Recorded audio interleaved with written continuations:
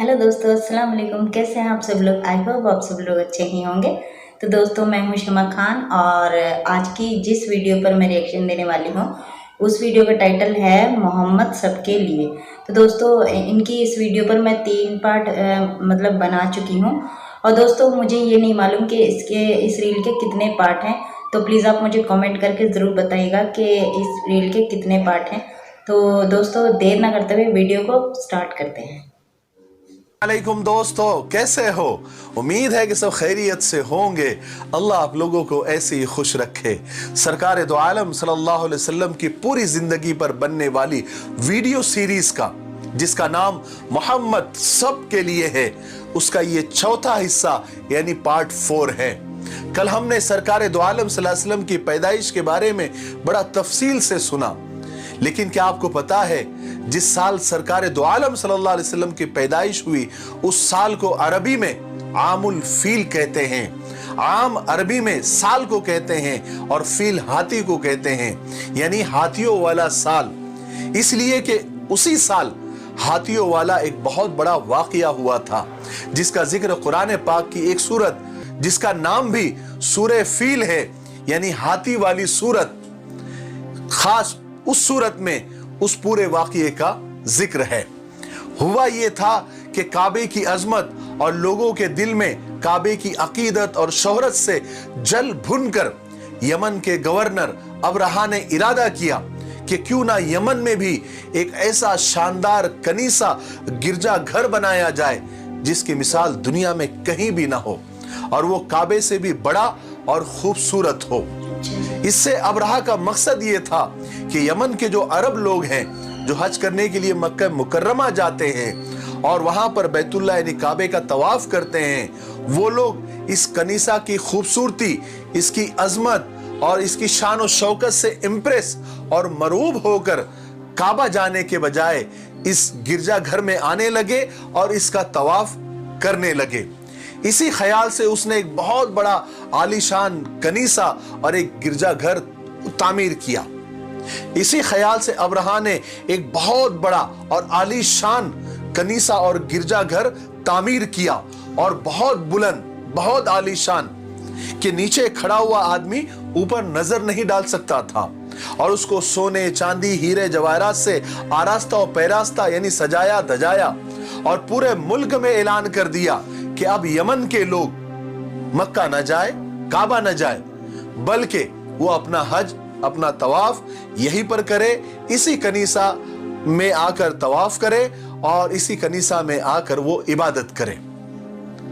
हालांकि अरब में बुत परस्ती गालिब आ गई थी, लोग बुतों की पूजा करते थे, अलग अलग कबीलों के अलग अलग बुत थे, मगर दीन इब्राहिम और काबे की अजमत और मोहब्बत उनके दिलों में पैवस्त थी, यानी बहुत ज्यादा थी।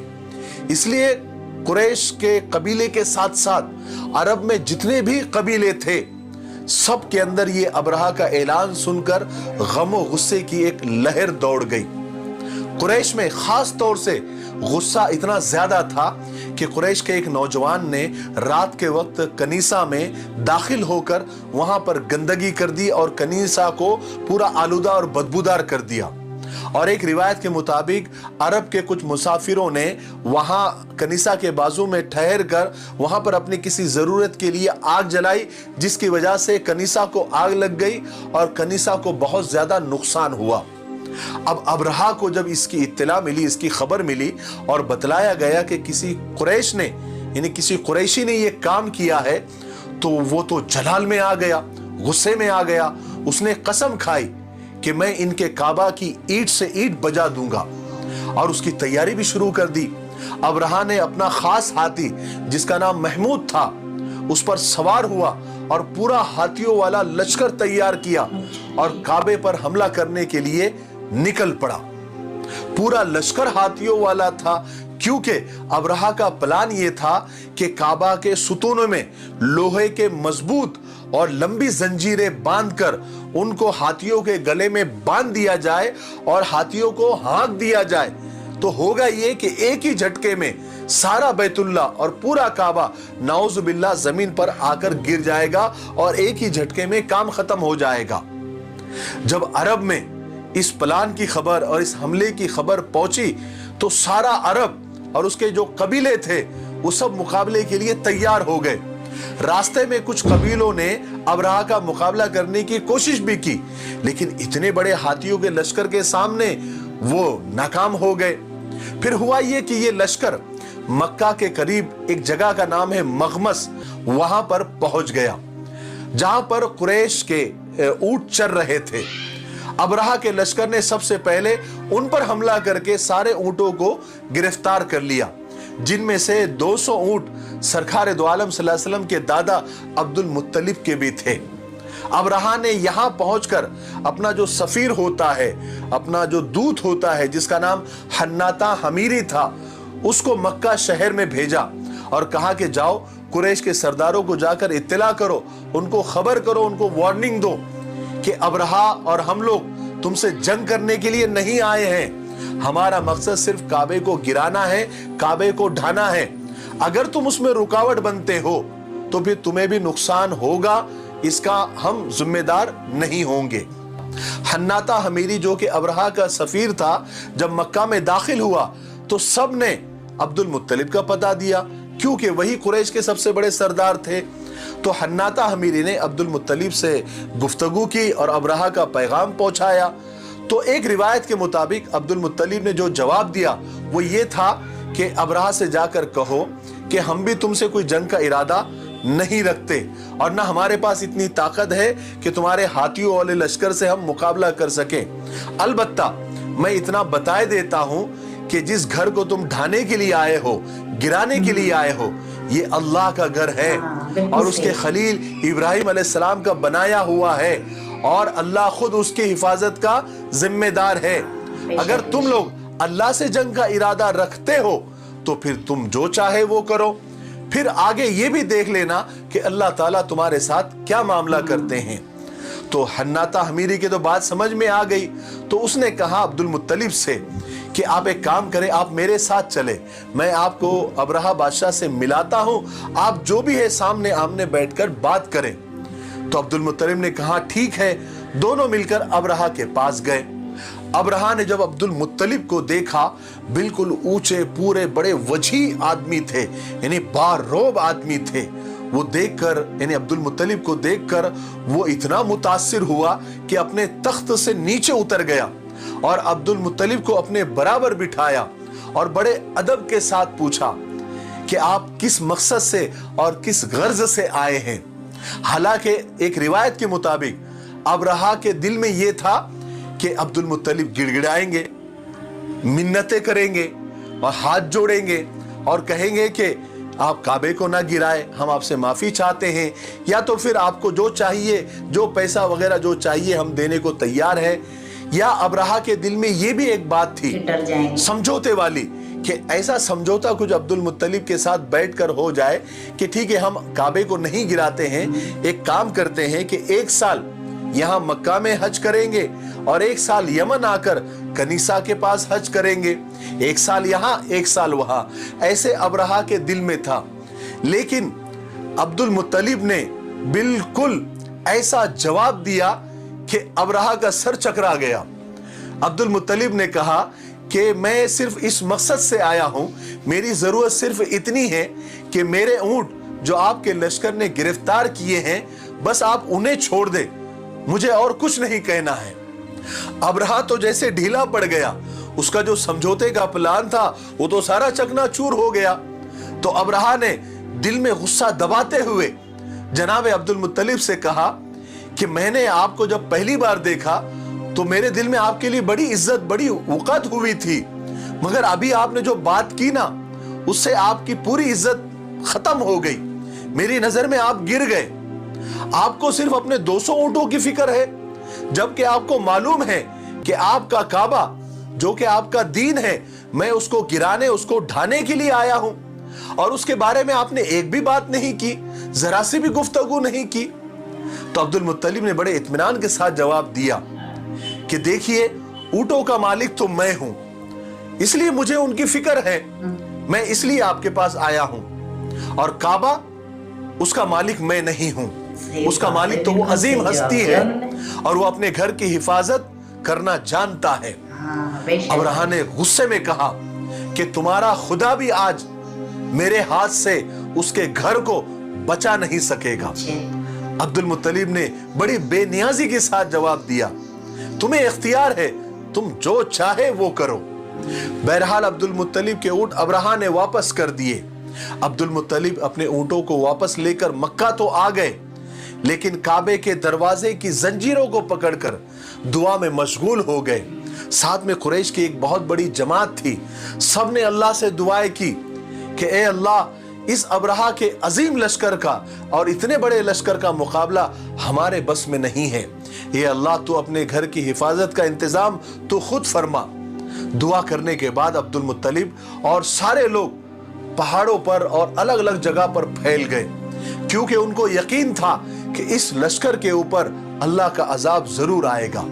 इसी यकीन की वजह से उन्होंने अब्राहा से सिर्फ अपने ऊंटों का मुतालबा किया था, यानी अपने ऊंटों के बारे में बात की थी, काबे के बारे में कोई बात नहीं की, क्योंकि वो जानते थे कि इस लश्कर पर अल्लाह का अजाब आएगा और अल्लाह ताला अपने घर की हिफाजत करेगा। और ये जो दुश्मन की ताकत बता रहा है, जो ताकत शो कर रहा है, जो हाथियों वाला लश्कर लेकर आया है, अल्लाह तबारक व तआला उसके इरादे को और उसके अज़ाइम को खाक में मिलाकर रख देगा। बहरहाल सुबह हुई तो अब्राहा ने अपने लश्कर को तैयार होने का हुक्म दिया कि चलो आज बैतुल्लाह पर चढ़ाई करनी है, उसको ढाना है, उसको गिराना है, वक्त आ गया है। सब अपने अपने तैयारी में लग गए। अब्राहा अपने खास हाथी के पास आया और उसको उठाने लगा, लेकिन हाथी है कि उठने को तैयार ही नहीं। उसको सारे दरबानों ने मिलकर उठाना चाहा, लेकिन हाथी है कि टस से मस हो ही नहीं रहा। वो बिल्कुल पत्थर बनकर जमीन पर जम गया। बड़े बड़े लोहे के नेजों से उसको मारा गया, मगर हाथी ने उसकी परवाह नहीं की। यहां तक कि उसके नाक में लोहे के आंकड़े डालकर उसको खींचने की कोशिश की गई, लेकिन वो हाथी खड़ा ही नहीं हुआ। हाँ, इतना जरूर हुआ कि उस हाथी के मुंह को यमन की तरफ करते तो उठ के खड़ा हो जाता, मुल्क शाम की तरफ करते तो भी उठ के खड़ा हो जाता, और मक्का की तरफ करते तो बैठ जाता और जमीन पर जम जाता। अब ये तो अल्लाह का करिश्मा था जो यहां जाहिर हुआ। दूसरी तरफ दरिया की तरफ से कुछ खास परिंदों की कतारें झुंड की शक्ल में आती हुई नजर आई। हर परिंदे के साथ 3 कंकरियां थी और कंकरियां बिल्कुल चने और मसूर के बराबर थी, एक चोंच में और 2 पंजों में। और परिंदे भी बड़े अजीब तरह के थे जो इससे पहले दुनिया में नहीं देखे गए। जिस्म में कबूतर से भी छोटे थे और उनके पंजे लाल और सुर्ख थे। हर पंजे में एक एक कंकर और चोंच में एक कंकर था। वो फौरन आए और अब्राहा के लश्कर के ऊपर बिल्कुल छा गए, यहां तक के अब्राहा के लश्कर के ऊपर उन परिंदों की वजह से बिल्कुल छाव और साये की तरह हो गया। सूरज नजर ही नहीं आ रहा था। अब हुआ यह कि परिंदों ने अब्राहा के लश्कर को घेर लिया। अब उन परिंदों ने वो कंकरियां छोड़ना यानी गिराना शुरू की, तो एक एक कंकरी बंदूक की गोली की तेजी से जमीन पर आती थी और फौजी के सर में घुसकर उसके बदन को पार करते हुए हाथी के जिस्म में घुसकर जमीन में धंस जाती थी, जिसकी वजह से वो फौजी भी और हाथी भी जमीन पर लुढ़क जाते थे।